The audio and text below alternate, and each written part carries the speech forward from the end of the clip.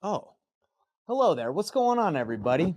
I know why you're here. You're here for Nathan Payne's Wholesaling Storytime, Tales from the Trenches. And let me tell you, I got a story for you guys today. Now, you haven't heard something like this before. I'm telling you, this story is about how I out negotiated myself, how we were the worst negotiators when we first started wholesaling. I'm going to tell you guys something that's going to blow your minds because when it happened to me, it blew my mind. Now, if you guys aren't familiar with what Nathan Payne's Wholesaling Storytime is, it's me going back through my journey as a wholesaler and explaining to you guys what it was really like to get deals and starting from $0, starting from not knowing anything to making over $2 million in assignments. And I'm giving you guys the real, the raw, the real deal because a lot of this stuff on social media is fake, right? Like they just wanted to give you the highlights. I'm giving you the good, the bad, the painful, the ugly, everything about it. I want you guys to know what it's really like to start a business as a brand new wholesaler so you guys can navigate and see how I went through it and how you can go through it. And so you don't have to go through the pain that I went through because I did go through a lot of pain trying to figure this out myself. And I want you to experience the gain and not the pain. So this is the point of Nathan Payne's wholesaling story time. So you guys can learn from my experiences. And I want to give you guys gifts. I want to show you appreciation for even taking your time to listen to my stories. So stay tuned to the end of this video and I'm going to hook you guys up with a gift. I made $19,000 on this deal and I want to show you guys the exact template, the exact marketing piece that I used to make $19,000. I'm going to give it to you guys for free. I'm just going to hook you up. So stay tuned. I'm going to hook it up because I like to give gifts. I like to show appreciation. So a lot of you are probably like, well, Nate, how do you remember this story?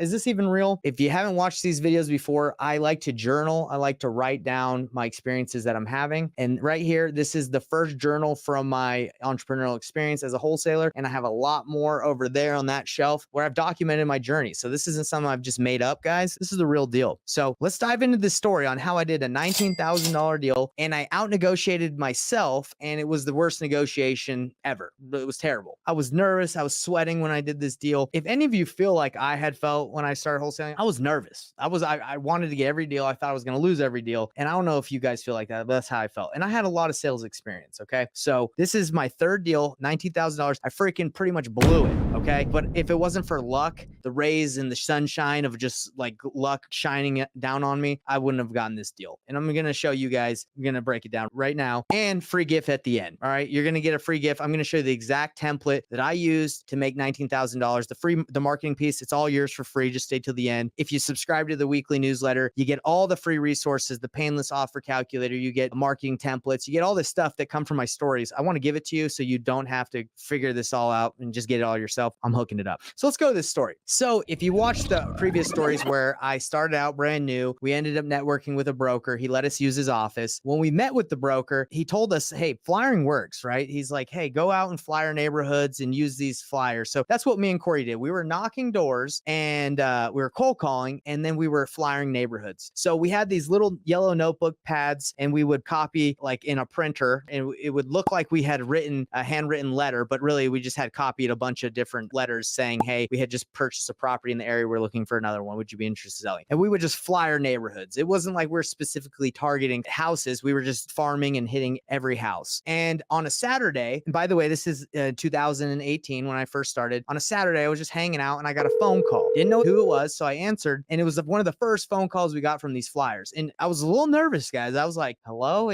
who's this? And the lady's like, hey, I got your flyer. My heart sank. I was like, oh my gosh, she's going to yell at us for leaving a flyer. That's usually what happens, whatever. That was like my mindset at the time. And she said, hey, I got your flyer actually selling my house. Would you be interested in buying it? And I was like, yeah, like I didn't really know what to say, but I fumbled through a conversation nervous. And I said, yeah, can we go see the house? Can we go see the house and we can make you an offer after we see it? So she said, yeah, that's fine. It was Saturday. She said, come on Monday. I have some other buyers that are going to come through and you can make an offer after you see it. And we're like, great.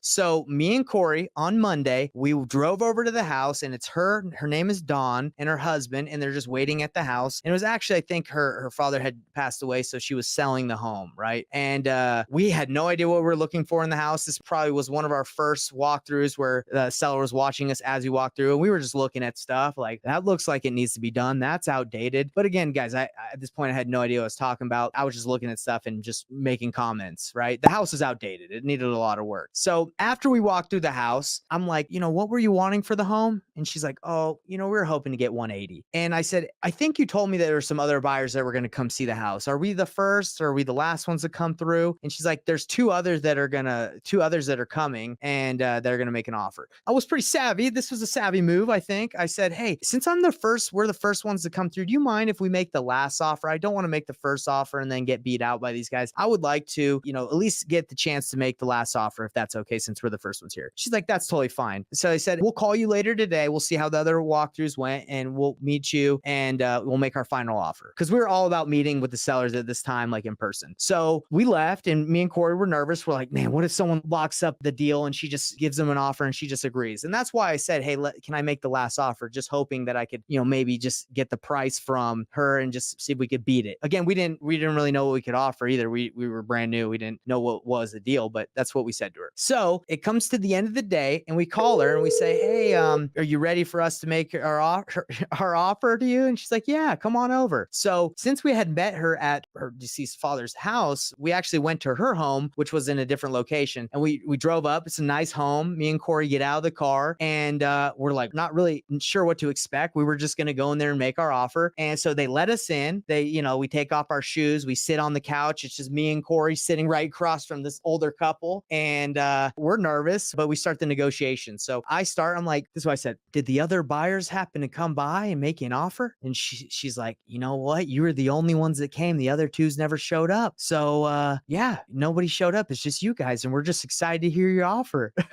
And me and Corey are like, oh, word? Like, wow. Like just nervous and like shocked that those other guys didn't show up. Come on, you got to show up. So I don't know what to say. I don't know what to offer. I was hoping just to beat whatever offer that they had got. And if it wasn't too crazy and just go from there, but that didn't work out. So I look at her and I say, what price did you want again? And she's like, we were hoping for 180. And I'm sweating bullets. I'm like, oh my gosh, like, I don't know what to say. Do we just give her 180? I was tripping. And Corey at the time, my business partner, he had been in real estate longer than I had. And I didn't really I wasn't the negotiating expert. I didn't know to come in at 180 to go in lower. I was nervous. Okay, guys, just give me a break. I was nervous. So I look at Corey right next to me, got a little bit more experience. And I'm like, Corey, what do you think? And we're just sitting right across from the seller and he's nervous. He doesn't know what to say. And guess what? I still to this day cannot believe what Corey said. They wanted 180. I'm emphasizing that they wanted it 180. Like no one else had seen the property and they were like, yeah, we'll just go. Like we're ready to sell. So I look at him and he says, we can do 186. And I'm like, I look at him and I look at them and they're shocked. Like they didn't say anything. They were just like, what? And I'm like, what? And they're like, sure, 186. And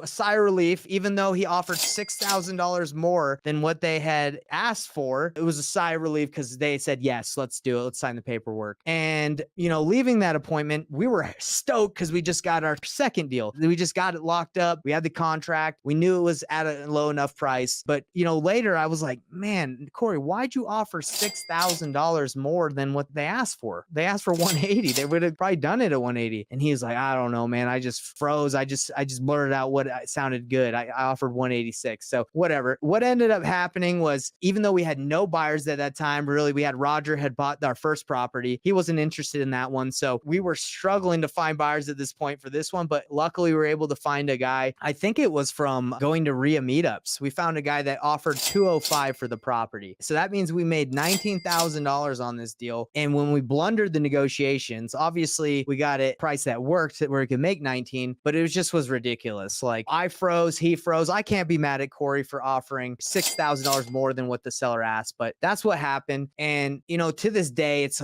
hilarious to remember that situation where I didn't want to make the offer. So I threw it on him and, I guess he just took the move. I don't even know how to say it. He went for it. Okay. And so 186 got the deal done, $19,000. And that was how we got our second deal done as being the worst negotiators ever. And I'm sure Dawn and her husband were probably like, man, these guys suck at negotiating. They just offered us more than what we asked for. But hey, hope they're doing well. And again, the reason I'm telling you guys this story is hope you don't think that at the beginning of your real estate investing journey that you got to be the best, you got to be the greatest. Watch my videos, watch these and learn how I freaking blew it so you don't blow it. And the lesson that I learned from this negotiating, from this story and this experience was when you're talking to a seller, if they're asking for 180, there's two things you should do, okay? One is you can go lower just so they don't feel like if you give them exactly their price that they're leaving money on the table. So if they're on 180, this is what the negotiation probably would have looked like, you know, with the experience I have now. I would have been like, oh, you want 180? I totally get that. Usually we buy properties in this condition that yours is like, we try to get them for around 170 to 172. Would that work?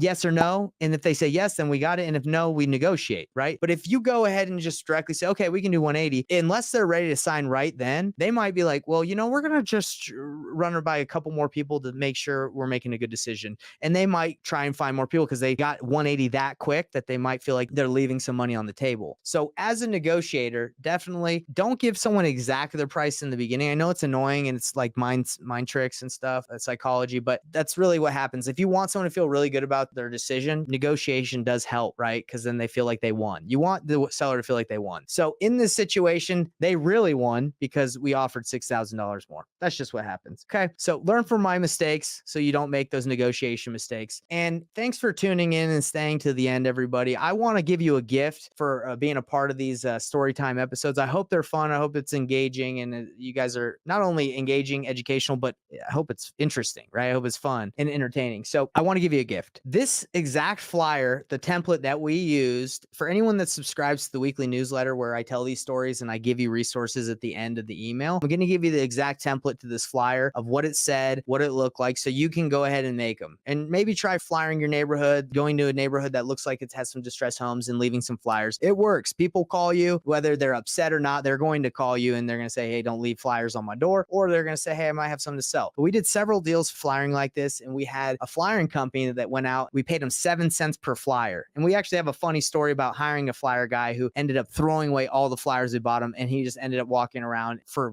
months. And we thought he was flyering, but you know, we weren't savvy enough. There's a lot of business mistakes that I made, and we'll tell you about that later. But I want to let you guys know again that this story time is to let you know that, like, hey, everybody has to start from somewhere. And I was not super experienced business person when I first started this, and I made a lot of mistakes. And hopefully you can learn from my mistakes and have a fun time along the way, and not just hear the highlights of like, oh, I just did a $30,000 or $50,000 deal, but hey, see the crap that I had to go through. And hopefully you don't have to go through the pain and you can just feel the gain of real estate investing. So again, thanks everybody for tuning in. If you liked this, please like wherever you're watching so the algorithm can say, hey, people are enjoying this. Let me watch more of it, or let me put it in front of more people. And next week, you're going to really like this episode, the next episode I do. I said next week, but that's just because the email comes out every week. But next time I go live, I'm going to be talking about the $28,000 deal I did with a guy named Lee, who was unfortunately addicted to meth, and he threatened to kill us because his wire for his money did not come in immediately that day when the deal closed or the next day. It had a 48-hour wait period. A lot more happened on this deal. I'm excited to tell you about it, but this was our next deal, $28,000, crazy deal. Now, another thing is I wish I would have kept it because really it was like a $200,000 spread on it, but we made 28K. Again, you don't know what you're doing when you first start. That's why you need a mentor. Not saying you get me as a mentor, but just in general, we made 28, which is great, but really it was a